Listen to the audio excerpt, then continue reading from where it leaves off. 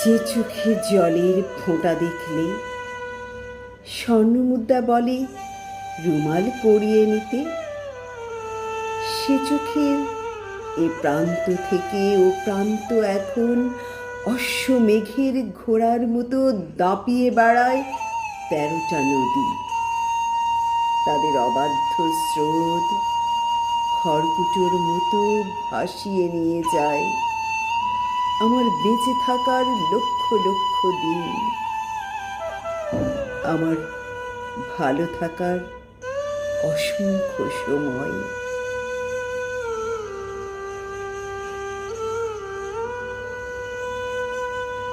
Rudra Goswami.